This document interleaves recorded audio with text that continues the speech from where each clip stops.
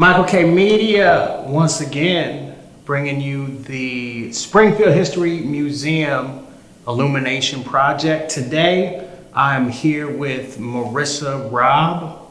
Marissa, how's it going? It's going good. It's going good. Thanks for having me back. Yeah, of course. Yes. Without the little. So. For those who don't know, we did this interview once, and she has a wonderful, beautiful child that was a little busy. So she said, can I come back and do this again? So here we are. Thank you. Appreciate it. My first question is, what is your family or personal origin story for Springfield, Oregon? Like, what brought you here? Well, my family moved here, and not to Springfield, actually, to Eugene when I was 2. They were pretty tired of raising kids in Southern California. So we moved actually during the riots in 92 from Los Angeles to Oregon, and my dad was finishing his doctorate at the University of Oregon for music. And so this is home, this is all I really know. And my parents still live in the house that I grew up in when I was 2.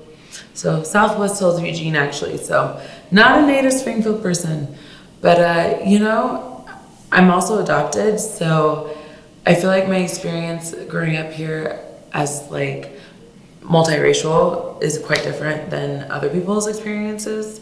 Obviously I always knew I was adopted ever since I could remember, but I also didn't really realize the impact of what being a person of color or mixed meant, honestly, until my teens. And then, when you're a teen, you're trying to figure out also who you are. So definitely went through some identity crisis issues for a couple years, and what did being Black mean? And unfortunately, I think because there wasn't a huge community here in Lane County anyways. I remember looking up, my librarian actually looked up how many students of color, how many African American students went to the school, and that was at Churchill. And she was like, oh, there's 54. And I'm like, where are they all hiding? I only see about 20. Where are they? So out of 1,300 students, and even for me to say, where are 54? That's nothing, So it wasn't easy. After, especially probably junior, senior year, then early 20s, to kind of figure out where I belong and how do I want to portray myself, or what does being a Black woman mean? And I had to figure that out for some time, and I did, pretty unscathed, thankfully. But for a while I thought, what you see on MTV, music videos, I think Hustle and Flow had just come out at that time. I was like, that's what being Black means, being a hustler. God, I sound so naive. Gangster, thug, tough, no emotions. And then I realized, well, that's not true.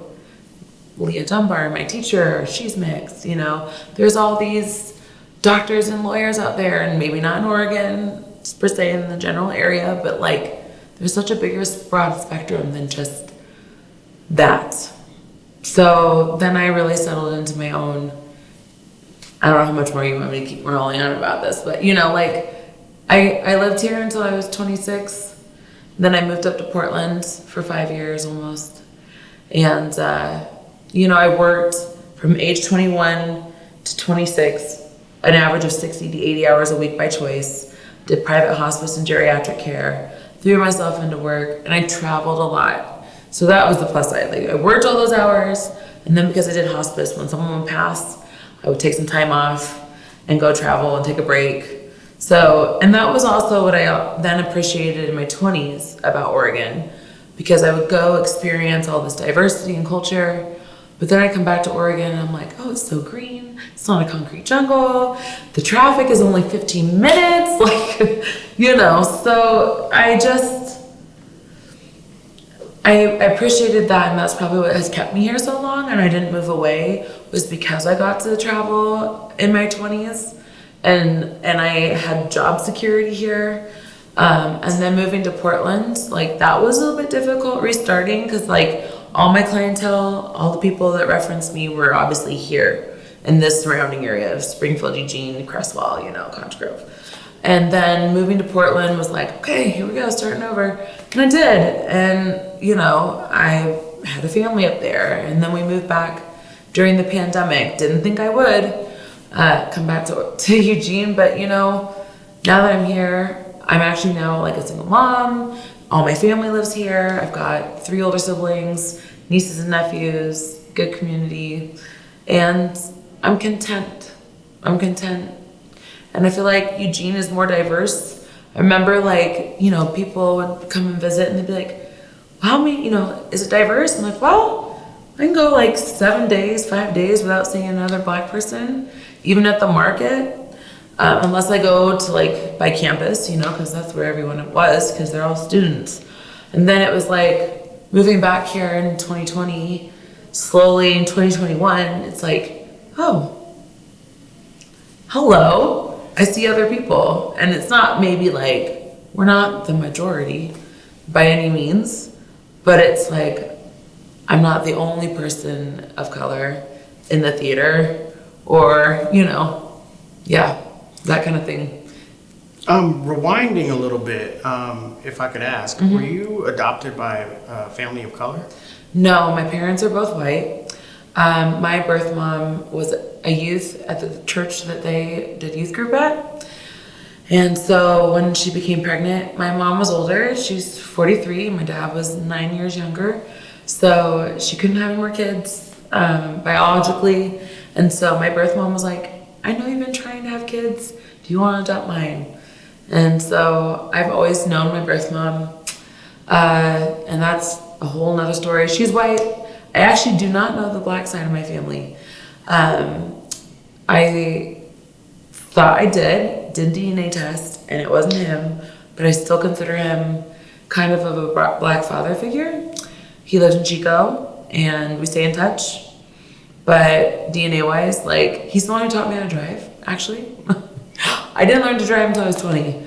And so my parents, being the rule abiders, were like, you need to get your permit. And my biological dad came up for the first time to meet me, knew I didn't have a license, and we were driving, and he pulled over on the side of the road and was like, your turn. I was like, no, I don't. He's like, no, I'm teaching you how to drive. Haven't been here all your life, but I'm gonna teach you how to drive.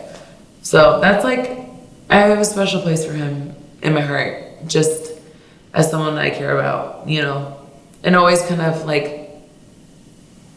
dad, but not dad, because he didn't raise me. So that it's complicated, right? Yeah, it is. Because I'm adopted myself. Okay. And I don't even know my biological father's name. I have these weird, mysterious clues of who he might have been. Have you done a DNA test? I have not. So I've done the ancestry, and that's why I found out that Reggie wasn't my dad. And then I had bought him one, and it didn't come up at all. And then 23andMe is a completely different database. And I feel like part of me is I'm worried about, because I'm 32, if they're dead, if I'll even find them. I love my parents. They're my biggest support system. I think they did the best they could with obviously being in Eugene and not having the diversity that they wish they could have had. But for the most part, I would say I'm not mad at the childhood I had. I never said once oh, I wish you weren't my mom. You're not my mom. I'm adopted. I want my real mom. No, I never said anything like that. So, it's interesting. It's still complex. I don't think, my parents try to relate and understand. And I think they've also now that I've got kids and there's grandbabies that are African American, they're Black, they're even more protective and doing the research and the history to understand where we come from and what we have to face on a daily basis, especially raising 2 boys. I worry about that sometimes here, raising 2 Black boys, not safety wise, but diversity wise. So I always think to myself, at least need to get them more exposure to Black community outside of what is Lane County. But I also think this is a great place to raise families because it's safer and we have a good, for the most part, great community in that like Eugene, Springfield area. I obviously think about when you go past that, you see Confederate flags and, all those things. And it makes me nervous when I drive past that. I think it does for any person that's of a minority, and it's like, please don't break down as we're driving. Please don't break down. Yeah. But I'm here and actually appreciating Lane County and Springfield more as an adult than I ever would have as a teen or a young adult. I mean, the reputation was Springtucky, Springfield High School, Springtucky. Like, don't think you can call it that anymore. I feel like it's the most diverse, as we were talking earlier, diverse school in like 4J, Lane County area. Obviously, it's not 4J, but So then what brought you from Eugene to Springfield then? Well, from Eugene to Portland to Springfield, right? I actually moved back to Eugene when we came back to Portland. I've been in Springfield now about a year. I met my landlord at the Black Cultural Festival last year. Excuse me. And I was selling jam. I had started a business called Black Wolf Homestead, and I started selling jam and making jam. And I knew I was going to be a single mom soon. I was living with my children's father, and it just wasn't working out. And so I was like, what can I do to make money? Because I'm a full-time student still, and like have an extra cash on the side, right? Or at least like pay a couple bills. And I knew that Cottage Kitchen Law, you could make your own like shelf-stable jams and preserves and other things but I was like, there's no way I can do bread in one oven. There's no way I can make, muffins enough to sell in one oven. So I was like, what can I do that's a bigger scale and that I can sell without having to have a commercial kitchen, right? So I was like making jams and jellies, and I was like, okay, here's my deadline. 3-month-old babe, or no, I think my son was like 2 months. Had 31 days to make jam and jellies, and I did it. And I got to the Black Cultural Festival. I remember my mom being like, Marissa, you have a newborn and a 2-year-old. How are you gonna have enough time in 21 days to like have enough product to sell at this event? And I was like, just gonna do it, Mom. I'm gonna do it. Stayed up almost every night, like just 5 a.m. until just getting it done, making jam, sweating away in that kitchen. And then I got to the festival, and my landlord bought jam for me, and she's like, I've got a plum tree. Would you like some plums? And I was like, yes, please, Went out there to the country off of like Camp Creek Road, and I went and picked some jam, and then I saw that there was this high tunnel not even being utilized. It was just empty and bare. And I was like, you know what? My motto is like, closed mouths don't get fed. So I was like, I'm gonna come back and ask her. Like, can I rent it for cheap, do some trade? I was like, I see some tall grass, maybe I can mow for her or something. And so I came back like 4 days later because I knew she was leaving soon because she doesn't live in town. And I was like, knocked on the door, no one home. Then I called her and I was like, hey, I'm back. I brought you some jam. I had a question to ask you. My parents had my oldest son because I just had the baby because I didn't really want a toddler running around while I asked such an important question. Like, hey, can I rent this space from you? And so she's like, oh, I'm at my other farm 5 minutes down the road. I'm at work. And I was like, oh, is there a time that works for you? I'd love to ask you some questions, like in person. She's like, oh, here's the address. Come down. And so I asked her 45 minutes later, like, hey, like that high tunnel, like, could I rent it or do some trade work? She's like, oh, I've got one here too. Like, do you want to check that one out? And she's like, I was like, oh my gosh, thank you so much. Like, that means so much to me. She's like, you're a new single mom. Do you need a place to live? And I was like, actually, yes, I do need a place to live. She's like, got an abandoned farmhouse. Go take a look. I've got a meeting. We can meet back here in 45 minutes. That's exactly what I did. I drove around with my baby to the end of the property, and I walked in there and I was like, oh my God, there's so much work. But I could see the potential too. And I was like, a safe place, 3-bedroom, 2-bath, lots of place to run for my kids, backyard, garden, fenced garden space that you couldn't even see through when I moved in. But I was like, I can see the vision. Like, you know, I can see it. Lots of fruit trees and just, yeah. And I was like, okay. And I went back and we talked about it. And 3 days later, she let me hire my family friend who's a handyman. And because there was so much work to be done. And for 5 weeks, maybe like 5.5 weeks, he and I had the baby on my back. Sometimes I had Cassie in with me, which is my oldest. And I was doing 14-hour days just to get ready because I started school, September 27th or 28th last year. So it was like, okay, it's now or never. So I moved in officially October 1st and just put in all that work to get it livable. And now I'm still working on it. It's like endless projects, but it also feels good. And my kids love the space, you know.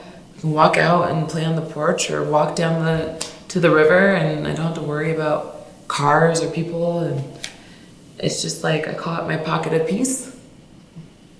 It sounds like too, like you were conditioned for that by the 60, 80 hours you were doing in school absolutely. and hospice, and then all-nighters with the jam, like. Yeah, I'm not afraid of hard work. So, and it's interesting, like 2014, 16, I started watching people on YouTube about homesteading, and I was like, one day I'm gonna have my own, like, I was thinking like 10, 20 acres, right? Didn't think I'd be like managing a property of 120 acres, running an Airbnb and then doing my own business. And yeah, like my ultimate dream still, obviously, and whether that's on this property or one day my own, is I'm in school for midwifery, nurse midwife. So I want to be able to have women come birth on my property because I think it's really important for Black women to have magical experiences with birth because we don't get that more often than not. Being a minority, like Black women are 3 times more likely to die. So me realizing that I couldn't dedicate what I used to hospice after having my kids, I chose to go back to school for nurse midwife because I knew that would bring stability, but also still flexibility with what I chose to take on. And I could still have like a vacation with my kids, you know what I mean? And not be doing all those hours in the same, you know, it's different. It's completely different. So, I mean, I've still got 5 years of school left, but that's my dream, is to have women come birth on the property and run a nonprofit with my farm business eventually to like talk about sustainability, to help people that live even in apartments to know you can grow food no matter where you are. Like, you don't have to be on a farm. You can be, you know, windowsill, and it's possible. Anyways, so that's just like a little bit of what I am working towards. That must be an incredible amount of experiential human knowledge to go from hospice to midwifery to like birth and death. That's like the full gamut of human experience. Really is. You know, in hospice, people describe death as like birthing someone into death because there's so many stages, just like in having a baby, there's lots of stages to death as well. And it really, you know, you've seen it all. I've seen sudden, and I've seen the progression where it takes like, you know, like one moment you think someone's gonna pass and the next moment they're still here 14 days later holding on. And usually that's for a phone call from somebody. They're waiting to hear from somebody. And I've definitely been to more funerals than weddings at my age because of what I've done for a living. But it's been the biggest gift being able to do hospice. And I think it's given me appreciation for life. I always say getting old is a privilege, even with the aches and pains that come along with it. But you know, we're not guaranteed tomorrow. So I'm grateful that I've gotten to also, I always used to tell my clients, I should be in the rocking chair next to you knitting. Like, I'm such an old soul that I just really appreciated their knowledge and learning from their generation, because that generation, like of World War II even, like that's dying. They're not gonna be around much longer, you know? And a lot of those practices that I'm doing on my homestead, making jam, you know, baking from scratch, like so many people are losing that, you know, making your own medicine, you know.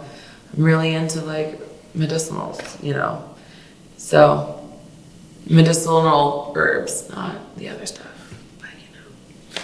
So yeah, so I mean, you'd mentioned that you haven't lived in Springfield for very long, but in terms of history, we'd have to check, but you might be the first African American in Springfield to manage 120 acres. Thank you.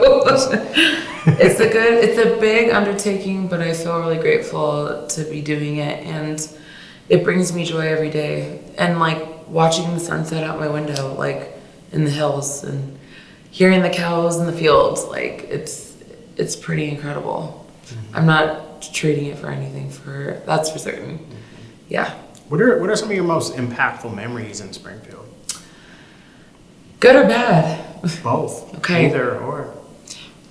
I think I'll start with some negatives and then we'll switch to positives. I think when I was younger, like the joke obviously of being like Spring Tucky or like the Springfield cops, like are a little more checking people that aren't white. And I've had that experience with being pulled over before when my girlfriend and I think I told this last time, but like girlfriend and I were leaving the bar from just, you know, having a girls' night, and it was 2 days before Christmas Eve. And I joked to her saying, don't have another drink because you know we're in Springfield. And so we didn't, and we were driving and we're going up towards the Glenwood Bridge. And the like 35, actually I looked the other day, I'm like, they removed it. Because there is no 35 mile zone anymore. But there used to be, right before you hit the Glenwood Bridge. And we were looking at it, so she's speeding up, and we get pulled over right before we get to it. He's like, you were going 26 and a 20. And she's like, oh, I'm sorry, I didn't realize that. And he asked for both of our IDs, and you're not supposed to ask for a passenger ID unless there's something like significantly suspicious. He asked if the car was insured, but never actually took the insurance card or asked to see it. So it was just like, you ran our IDs and gave us a warning. So what were you looking for? You know what I mean? Like, and I didn't want to say anything at the time, obviously, because I'm like, it's 2 days before Christmas. I'm not trying to cause trouble. Not that I should even have to feel that way, but I feel like that's probably one of my most, you know, I'm like, oh, well, it just proved me right. Totally said, don't have another drink. We're going to get pulled over, and look what happened. Or maybe I wrote that into like, you know, by saying it, it came to fruition. So that's probably one of my most negative.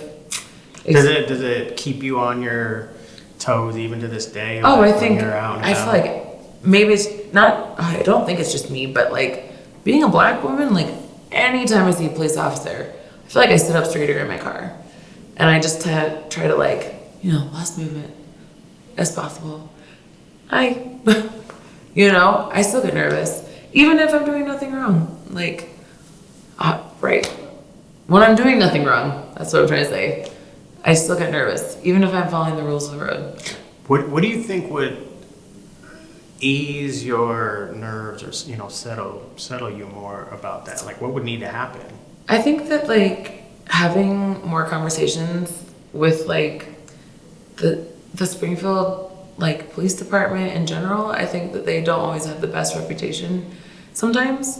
And I think that continuing these conversations about minorities and like we're also seen but not seen as like a threat would be more comforting. So more like direct community outreach. Yeah. Community relationship development. Exactly. And maybe it's still like psychological from growing up here for so long, hearing stories throughout my years of like growing up in Lane County. But like, yeah, I think community outreach and like having like understanding that mental health, even not even just for homeless people, that mental health is real and we shouldn't be using physical violence always, like call cahoots for a reason kind of thing. You know, there's a time and place for it. And then I think there's a lot that can be talked down when we know how to speak right and not escalate things. But also I'm speaking out of like my past experience. Maybe I'm still in that kind of mode. Could have changed. I don't know how much has changed. Yeah, I know it's challenging because, you know, I know that not all officers are like that. No, and I don't want to say that all officers like here at Springfield High School where I work, like we have a resource officer that like works really well with, you know, the students and whatnot. But, you know, it's one of those things where unfortunately it's those bad experiences that taint. Are so powerful that the trauma is really hard to let go of. Like I haven't had any negative encounters with officers in Springfield, and you know, I've gotten pulled over a few times, and they weren't negative interactions other than the ticket. You know, that's never fun. But like also like when I was married, I was living in Eugene, and my wife at the time was driving on the highway by the mill back to Eugene from Springfield.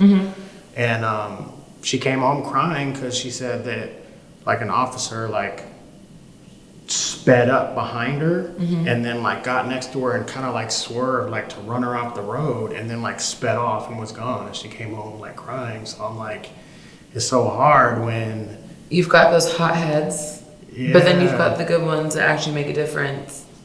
And that's exactly, I feel like it can be that anywhere though. You know what I mean? It's that in Eugene, it's all over our country. We talk about it all the time in the news, you know?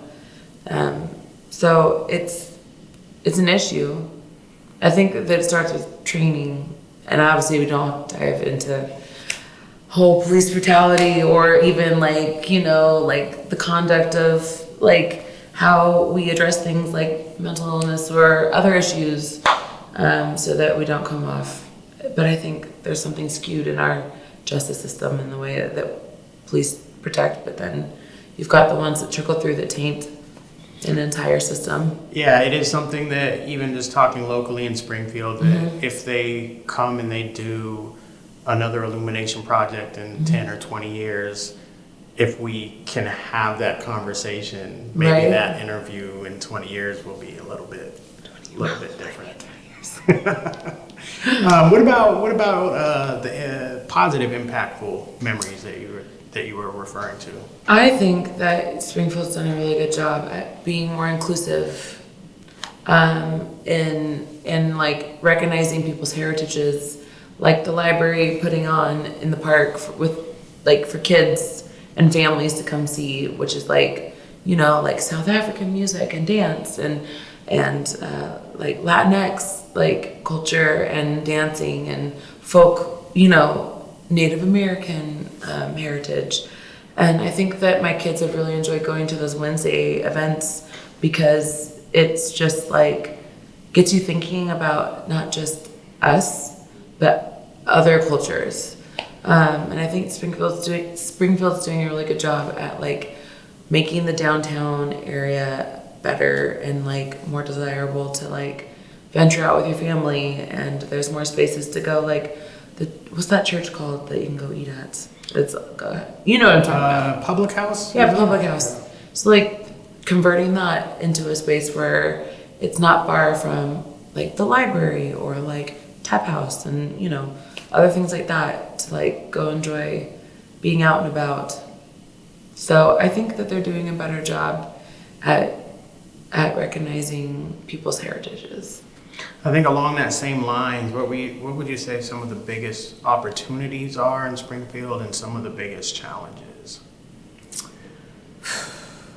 You know, I think that just bringing more awareness to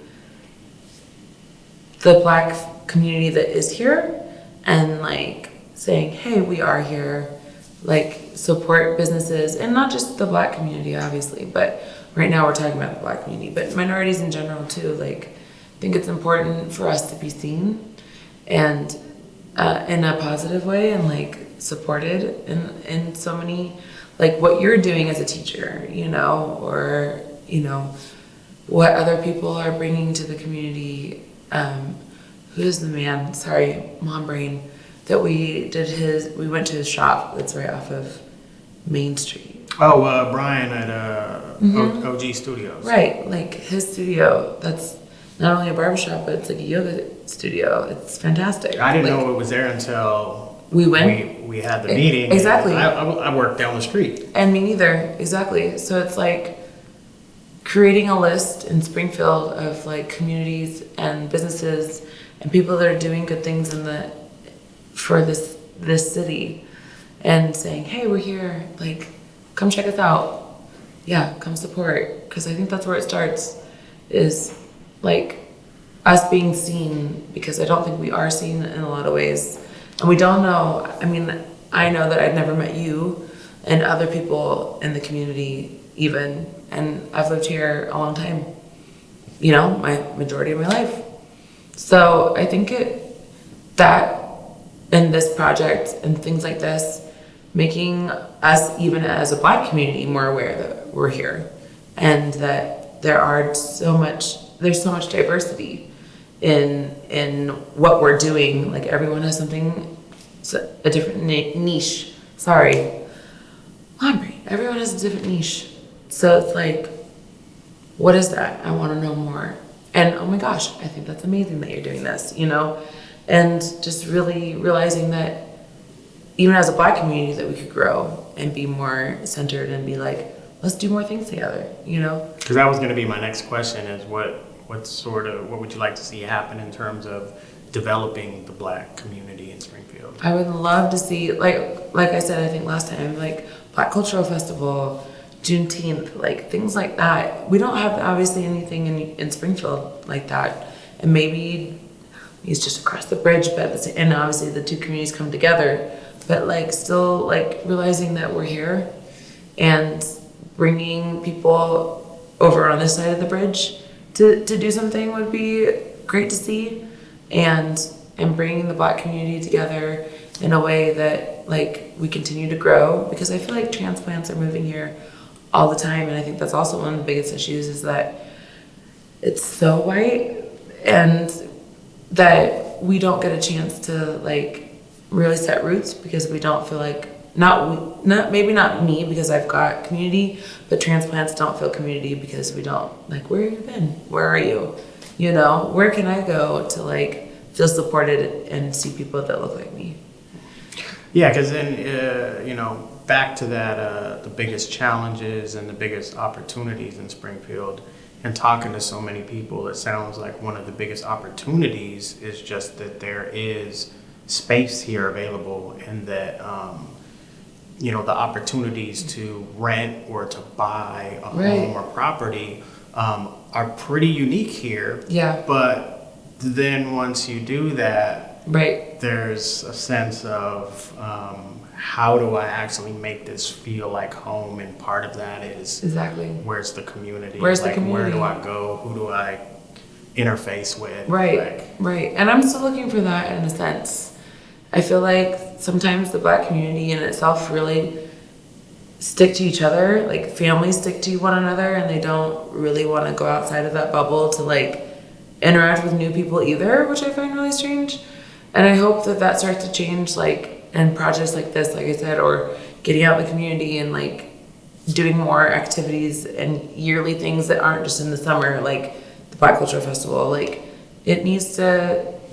we need to do things together, and I hope that continues to grow over the years, and somebody else wants to take on doing an event that, you know, it's like, hey, we should be seen, we should come together and hang out. I don't know, you know what I mean? Mm-hmm. So yeah, there's a physical bridge between Eugene and Springfield, but we need more of a social bridge between the two. Exactly. I have one more question, which is, this is a history project. So what message do you have to like leave in the historical record that, you know, people maybe in the future will look back on? I think that if you are a family and that you want to raise your kids, it's a good place to do it, because not only like do you have the mountains, you have the ocean an hour away, and the city's an hour and a half away. It's the city, I mean Portland. And I think that if people stay and are willing to like put in the work to build a better community of more diverse and like, you know, really come together as a Black community, then I think it actually could be something good. Because I think from growing up and now, obviously, like I said, I see the difference, and I feel like there's more diversity here. Even though in Springfield, technically it's 0.84% and 1.3 over in Eugene, like I still feel like I see more on a daily basis. Now it's really taking the time to like introduce ourselves, come together as a community, and do more things together, so that transplants or people that want to move here and consider this place beautiful in so many ways because of all the, you know, things it has to offer between nature and like diversity and community, farmers markets, school systems, pretty good. You know, don't run, don't move. Like, give it time, because I feel like if we continue to keep building, there'll be more people that come too. Oh, sounds like you have some significant things to contribute to that, with offering an opportunity for people to come have an amazing birth experience. Yeah, to learn about homesteading and how to raise their own food. Yeah. And to taste some delicious jams while they're at it. Absolutely. Tuesday Farmers Market, you can come see me. Mm-hmm. Of course, you're in school soon, so yeah, Christmas break. Mm-hmm. All right, so yes, that is the Springfield History Museum Illumination Project, shedding light on the people with roots in the Springfield community, and even if they're a bit newer to creating a home in the community, planting roots and adding to the palette of perspectives and backgrounds, so that Springfield can continue to grow its diversity. And me, I'm Michael K. Media, signing off until next time. We got to hear from Marissa, Robb. Thank you so much. Yes. Thanks for having me. So, till next time, be well. Be well. Thank you. Thank you.